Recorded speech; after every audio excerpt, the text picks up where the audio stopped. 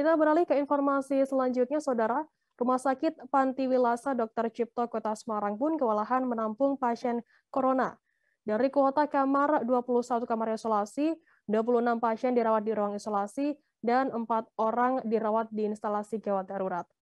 Hal itu disampaikan oleh Humas Rumah Sakit Panti Wilasa Dr. Cipto Kota Semarang Petrus Agustinus pada Kamis 17 Februari. Padahal pada pekan lalu, pada Rabu 9 Februari, pasien yang dirawat di Rumah Sakit Panti Wilasa, hanya 4 pasien COVID-19 dirawat dan 4 pasien suspek yang dirawat.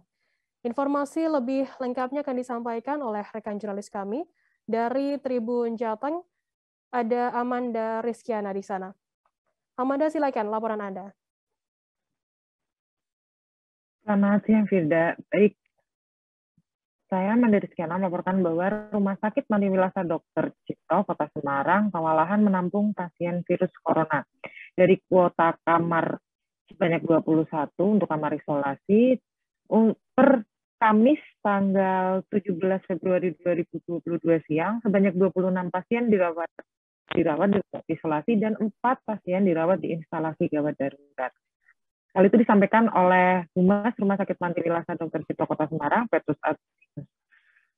Padahal bila dibandingkan dengan pekan lalu pada Rabu tanggal 9 Februari 2022, pasien yang dirawat di Rumah Sakit Panti Wilasa hanya 4 pasien COVID dan 4 pasien suspek yang dirawat. Pihak Rumah Sakit Wilasa Dr. Cipto mengaku kewalahan menghadapi jumlah pasien rawat inap yang melonjak hampir 4 kali lipat dibandingkan pekan lalu. Padahal pada pekan lalu rincian pasien hanya 1 pasien rujukan COVID, 5 pasien isolasi mandiri, lalu 4 pasien rawat inap COVID, 3 pasien suspek rujukan, 41 ada laporan 41 pasien suspek isolasi mandiri dan 4 pasien suspek rawat inap. Dari semua pasien memang mereka merupakan pasien yang mengajukan rawat inap mandiri dengan keluhan mulai dari sedang hingga berat, dan itulah yang membuat mereka diharuskan dirawat di rumah sakit.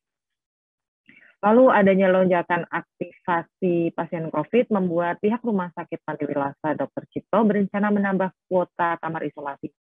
Keputusan tersebut akan dipastikan pada hari ini, hari Jumat tanggal 18 Februari 2022, dan diprediksi dalam 2 pekan akan terjadi lonjakan peningkatan angka pasien COVID. Lalu menambahkan keterangan dari Pak Agustinus, Dr. Ahmadiyah Ivana Hartanto atau Dr. Dia, dokter di Rumah Sakit Panti Wilasa Dr. Cipto Kota Semarang, pada keluhan pasien corona dan diperkirakan ini merupakan pasien dengan gejala Omikron, lebih banyak mengeluhkan adanya masalah di area pencernaan. Karena secara umum untuk demam, nyeri kepala, nyeri tenggorokan, nyeri telan, batuk, dan pilek memang dialami seperti pada gejala-gejala atau simptom corona sebelumnya. Namun berdasarkan kasus yang masuk di instalasi gawat darurat Rumah Sakit Panti Wilasa Kota Semarang, Panti Wilasa Dr. Cipto Kota Semarang, pada varian Omikron tidak separah varian Delta, karena ketika pasien datang lalu mengeluhkan adanya gangguan pada area pencernaan seperti mual dan muntah, setelah dilakukan swab antigen ternyata hasilnya positif.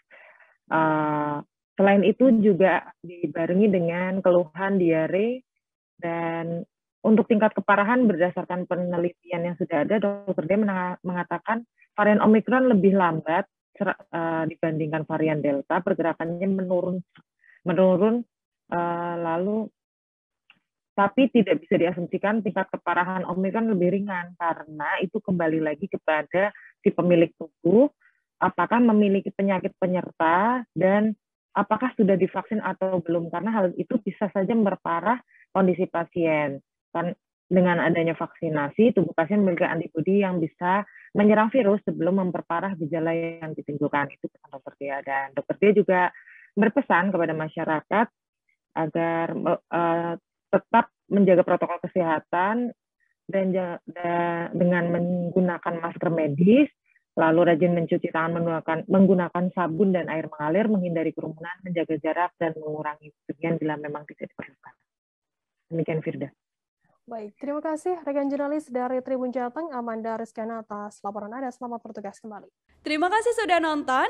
Jangan lupa like, subscribe, dan share ya.